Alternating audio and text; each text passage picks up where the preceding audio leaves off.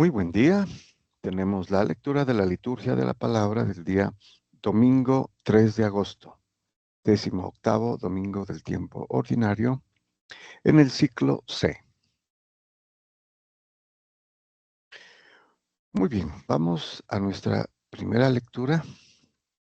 Tenemos una temática muy bien compacta, ¿no? Este domingo, para hacer un buen aprendizaje. Tenemos en la primera lectura el libro del Eclesiastés, o Cogelet también, ¿no? Capítulo primero, versículo 2, capítulo segundo, versículos del 21 al 23. Bueno, se llama Eclesiastés porque el nombre de este personaje es en hebreo Cogelet. Y Cogel es la reunión, la asamblea, ¿no? Y Cogelet sería el que dirige la asamblea o el predicador. También se lo conoce como predicador. Y en griego sería eclesia, ¿no? Por eso se llama eclesiastés, ¿no? El que predica en la iglesia o el que se dirige a la iglesia, ¿no? A la comunidad. Bueno, originalmente se atribuye a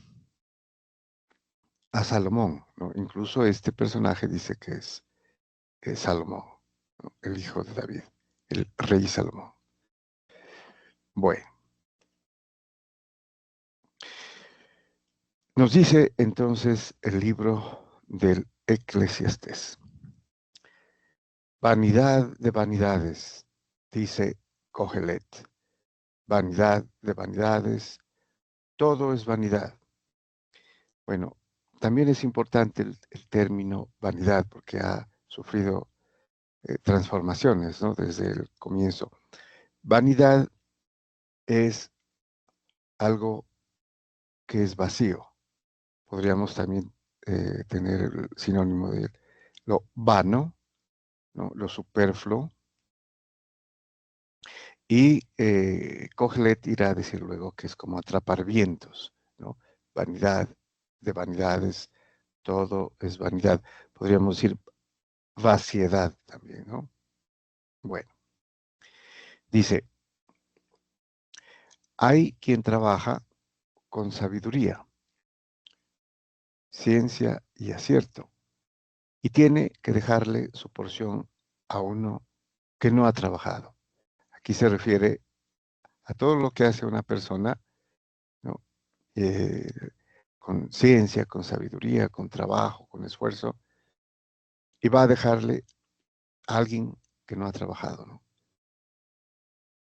Bueno, también esto es vanidad y grave dolencia. Entonces, ¿qué saca el hombre de todos los trabajos y preocupaciones que lo fatigan bajo el sol?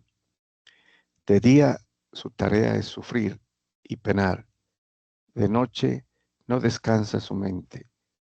También esto es vanidad. Bueno, eh, aquí hace una exageración, ¿no? O hipérbole. Es, como veremos luego, la persona que se preocupa demasiado por lo material, ¿no? O sea, trabaja solo para eh, acumular riqueza o posesiones, ¿no? O sabiduría. O sea, todo es eh, hacia lo que es vanidad, vano, ¿no? Superfluo. Hay algo que es mucho más importante y lo tocaremos más adelante. Bueno, tenemos el Salmo responsorial, el Salmo 89, cuyo responso es, Señor, tú has sido nuestro refugio de generación en generación. Bueno, y este salmo, que también es de alabanza, ¿no? a la sabiduría de Dios, al poder de Dios y a la pequeñez del ser humano, ¿no? A la debilidad, pequeñez, insignificancia del ser humano y la necesidad que tenemos de Dios. Bueno, dice entonces el salmista, tú reduces el hombre a polvo, diciendo, retornen hijos de Adán. 1000 años en tu presencia son un ayer que pasó, una vela nocturna. Si tú lo retiras, son como un sueño, como hierba que se renueva, que florece y se renueva por la mañana y por la tarde la ciegan y se seca. Entonces está comparando al hombre, ¿no? Como algo pasajero, eh, insignificante prácticamente, ¿no? Para estar en la línea de la lectura anterior de Kohelet. Enséñanos a calcular nuestros años para que adquiramos un corazón sensato. Vuélvete, Señor, ¿hasta cuándo? Ten compasión de tus siervos. Por la mañana, sácianos de tu misericordia y toda nuestra vida será alegría y júbilo. Baje a nosotros la bondad del Señor y haga prósperas las obras de nuestras manos. Sí, haga prósperas las obras de nuestras manos. Entonces aquí ya viene la solución al problema anterior, ¿no? De la vaciedad, la vanidad de trabajar por las cosas materiales. Y es la vida en el Señor, ¿no? Dice, sácianos de tu misericordia. También podríamos agregar de tu sabiduría, ¿no? De tu bondad, de tu conocimiento. Y toda nuestra vida será júbilo, alegría y júbilo, dice, ¿no? Sí. No aparte de Dios, sino en el Señor. Bueno, tenemos la segunda lectura de la carta del apóstol San Pablo a los Colosenses. Capítulo 3, versículos del 1 al 5 y del 9 al 11. Bueno, entonces en esta carta de San Pablo, perdón, a los habitantes de Colosas, que son los primeros cristianos convertidos de la gentilidad, ¿no? Del paganismo, hechos ya cristianos, los primeros cristianos de esta parte. Y veremos lo que eran antes, ¿no? Precisamente como lo dice la primera lectura de Eclesiastés, trabajando por nada. Dice, hermanos, si han resucitado con Cristo, busquen los bienes de allá arriba, donde está Cristo sentado a la derecha de Dios. Aspiren a los bienes de arriba, no a los de la tierra. Entonces aquí ya podríamos inferir que ha hablado de algo de lo que hacían antes, ¿no? Y se lo va a repetir obviamente. Lo que hacían antes cuando estaban en la gentilidad y no conocían a Dios o tenían otros dioses, pero ahora son de Jesucristo y apuntan hacia algo superior, ¿no? Los bienes, dice, de allá arriba, donde está Cristo. Y continúa, porque han muerto y su vida está con Cristo, escondida en Dios, o sea, oculta en Dios, ¿no? Su vida está con Cristo, en Cristo también podríamos decir, ¿no? Porque somos miembros de su cuerpo, ocultos en Dios, inmersos en Dios, ¿no? En Cristo, en Dios. Cuando aparezca Cristo, vida de ustedes, entonces también ustedes aparecerán gloriosos juntamente con Él. Entonces aquí ya esto es escatológico, ¿no? Es después del juicio final, cuando aparezca Cristo. vida de ustedes. Él es la vida de sus miembros, ¿no? De nosotros, que somos parte de su cuerpo. Entonces ustedes aparecerán gloriosos en la gloria porque Él está en la gloria. Y si estamos en Él, estamos en su gloria. Aquí se antropoformiza, ¿no? Porque estar junto, pero es en realidad en Él, ¿no? Haciendo parte de Él. En consecuencia, den muerte a todo lo terreno que hay en ustedes. La fornicación, la impureza, la pasión, la codicia, la avaricia, que es una idolatría.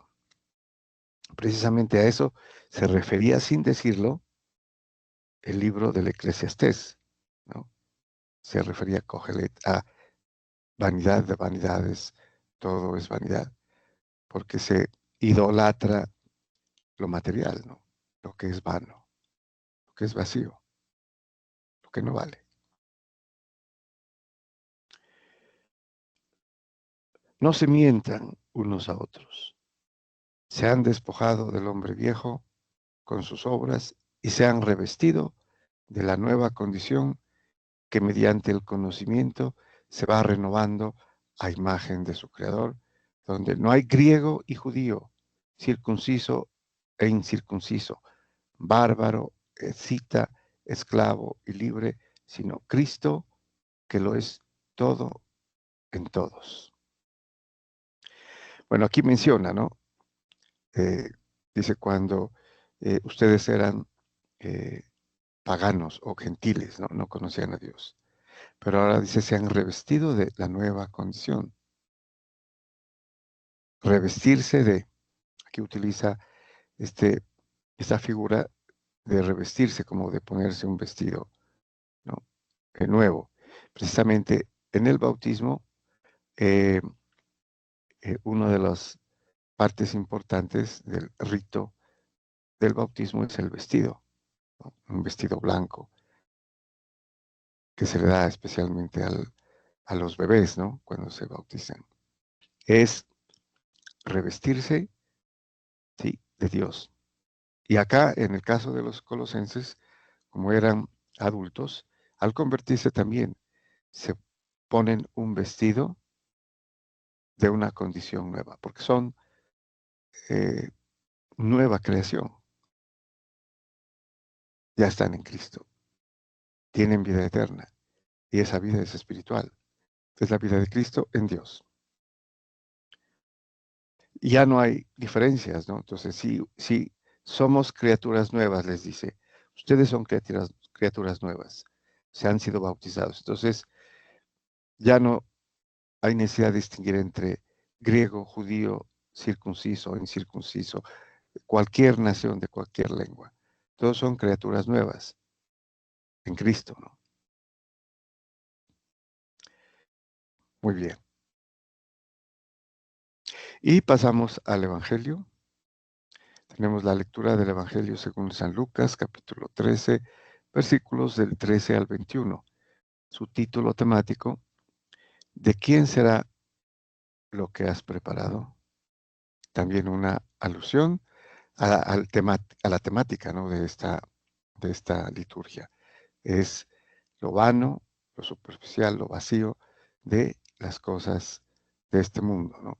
Materialmente. O sea, idolatrar es precisamente, ¿no? Porque de todas maneras hay que trabajar para ganarse el sustento, ¿no? La vida, pero no es lo más importante, es un medio. Más importante es Dios.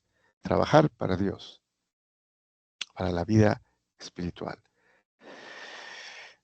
Bien, nos dice entonces San Lucas. En aquel tiempo dijo uno de entre la gente a Jesús, Maestro, perdón, en aquel tiempo dijo uno de entre la gente a Jesús, Maestro, dile a mi hermano que reparta conmigo la herencia. Bueno, en el judaísmo había siempre preocupación, especialmente por los hermanos, ¿no? Si en el caso de que hubieran dos hermanos, el mayor recibía el doble. O sea, se dividía la herencia entre tres y al mayor se le daban dos partes y el menor, el segundo quedaba con una parte, ¿no?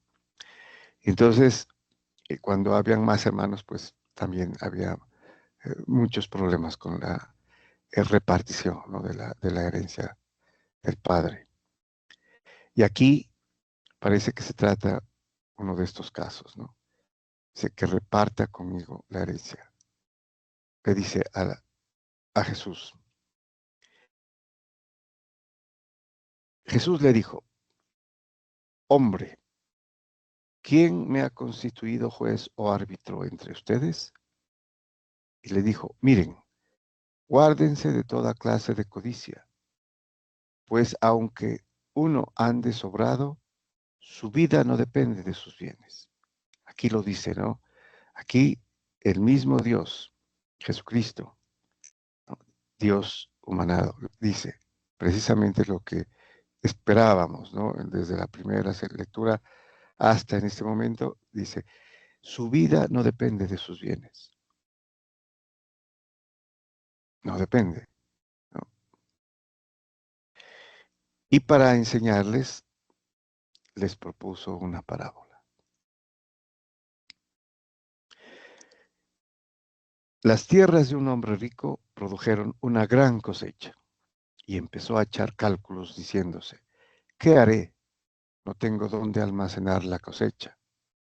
Y se dijo, haré lo siguiente, derribaré los graneros y construiré otros más grandes y almacenaré allí todo el trigo y mis bienes. Y entonces me diré a mí mismo, alma mía, tienes bienes almacenados para muchos años.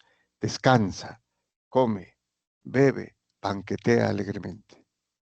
Bueno, esto es lo que dice esta persona, que es un hombre rico, ¿no? Y sabemos si hay ricos es porque también habrá pobres, ¿no? Y este personaje que tiene tanto, ya no le alcanza, ¿no? Las cosechas tan buenas en los graneros, tiene que hacer unos nuevos, más grandes para almacenar ahí. Y entonces todo su vida se eh, equivale a tener estos bienes, ¿no?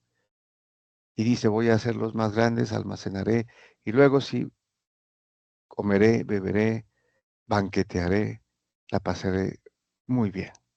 Eso es lo que piensa él. Bueno, pero Dios le dijo, necio, esta noche te van a reclamar la vida, ¿no? En realidad el término es la vida, o alma mía, dice él, ¿no? Vida mía. Aquí le dice, te van a reclamar la vida. ¿Y de quién será lo que has preparado? Así es el que atesora para sí y no es rico ante Dios. O sea, esta última frase, ¿no? Esta última declaración es la más importante. Así es el que atesora para sí. O sea, morirá y lo que hizo te quedará posiblemente al que menos pensó. Pero eso no es el problema. El problema es que él desperdició todo su esfuerzo por algo que no sirve y posiblemente no le va a servir, no le sirvió para su vida eterna, ¿no? Porque se contentó con el mundo, con el pecado, con los placeres, así lo menciona él, ¿no? Banquetearé, la pasaré bien. Y termina el Señor diciendo, y no es rico ante Dios. O sea, lo que importa en realidad es ser rico, tener riquezas en el cielo, ¿no? Que como hemos dicho en otras oportunidades es las obras de amor, las obras de misericordia que se hacen para con el prójimo, la ayuda, ¿sí? Que se hace ante los hermanos, con los hermanos, y que no se cobra y que no se paga, lo pagará Dios en el cielo, ¿no?